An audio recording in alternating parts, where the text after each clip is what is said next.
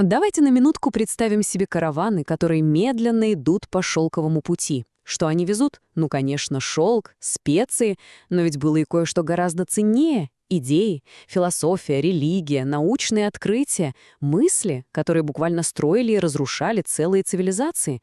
И вот вопрос, как эти, казалось бы, хрупкие сокровища умудрялись пересекать языковые барьеры и переживать падение империй? Что ж, сегодня мы попробуем раскрыть эту тайну. И это, пожалуй, главный вопрос. Подумайте только. Великие державы рушатся, города превращаются в руины, а мудрость древних, она каким-то чудом не исчезает. Она продолжает свой путь, передается из поколения в поколение, из одной культуры в другую. Как такое вообще возможно? А ответ на самом деле кроется в титанической работе людей, о которых история часто умалчивает. Это переводчики. Они были не просто лингвистами, нет, они были настоящими хранителями и проводниками знаний. Без них карта мировой истории выглядела бы, совершенно иначе. Это настоящие невоспетые герои нашей цивилизации. Итак, давайте погрузимся в эту историю поглубже. И первое, что нужно понять. Перевод — это совсем не современная профессия. Это, по сути, фундаментальная человеческая деятельность. Такая же древняя, как и мы с вами. Задолго до того, как появилась письменность, устный перевод был вопросом выживания. Без него не было бы ни дипломатии, ни торговли, ни культурного обмена. Но представьте себе встречу двух вождей, которые говорят на абсолютно разных языках. Без человека, стоящего между ними и объясняющего, что к чему, они бы никогда не договорились. Это была, можно сказать, самая первая форма глобализации. И вот что по-настоящему интересно.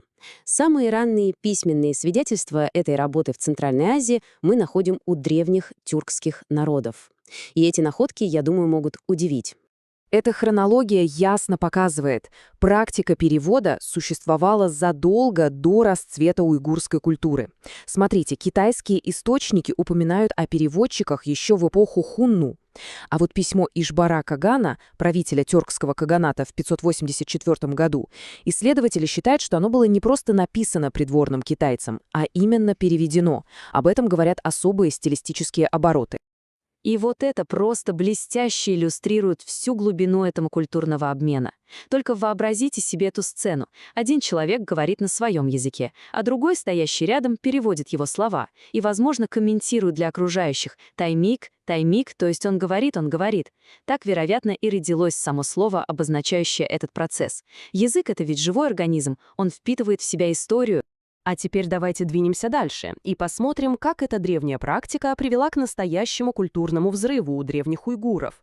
Именно они превратили перевод в подлинное искусство. Ключевой момент здесь — это, конечно, цивилизационный сдвиг.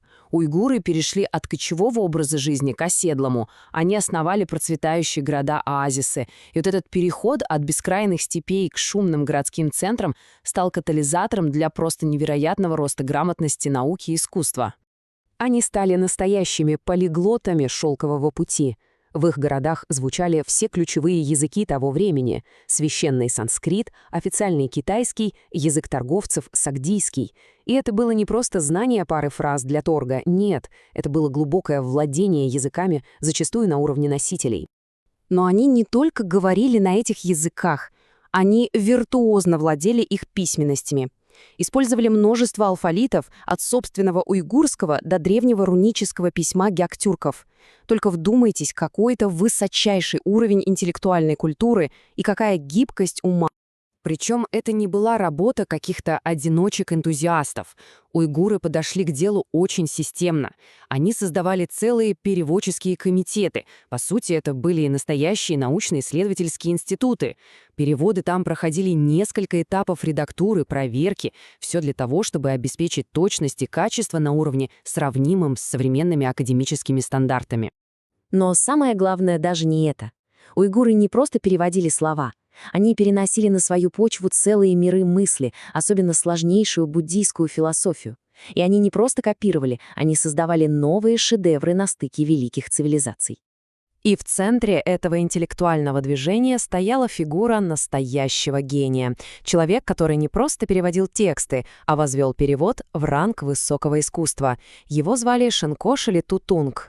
И вот, пожалуй, самый поразительный пример его метода. Он не просто перевел, он сотворил заново. Сухую протокольную фразу «произошло землетрясение» он превратил в произведение искусства, которое передавало глубочайший философский смысл, идею о том, что все во Вселенной взаимосвязано. Это же просто гениально. Его стиль был невероятно смелым и творческим. Он не боялся добавлять пояснения от себя, вставлять новые притчи, даже целые поэмы, чтобы буквально вдохнуть жизнь в древние тексты. Шинко Шелли Тутунг был уверен, переводчик — это соавтор, а не какой-то раб оригинала. Но история на этом не заканчивается. Влияние этой невероятной научной традиции никуда не исчезло вместе с уйгурским государством. Нет, оно нашло свое грандиозное продолжение в одной из величайших империй в истории человечества. Что же произошло? А произошла, по сути, прямая передача интеллектуального капитала. Монголы, создавая свою колоссальную империю, отлично понимали ценность уйгурского опыта. Они массово привлекали уйгурских ученых, писцов, администраторов для организации своего государственного аппарата. И это, надо сказать, был один из ключевых факторов их оглушительного успеха. Так что это наследие прямое и неоспоримое. Знаменитые переводческие комитеты, которые основал внук Чингисхана Хубилай, были построены целиком по уйгурской модели. Традиции уйгурской учености стали интеллектуальным двигателем новой, огромной империи. Это просто поразительный пример того, как идеи могут формировать целые империи. В конечном счете, вся эта история заставляет совершенно по-новому взглянуть на то, как знания путешествуют во времени. Возможно, за каждым великим историческим сдвигом, за каждой революцией в умах стоит тихая, почти незаметная работа переводчика, который просто соединил два разных мира одним единственным текстом. Задумайтесь, сколько таких невидимых нитей связывают всех нас с далеким прошлым.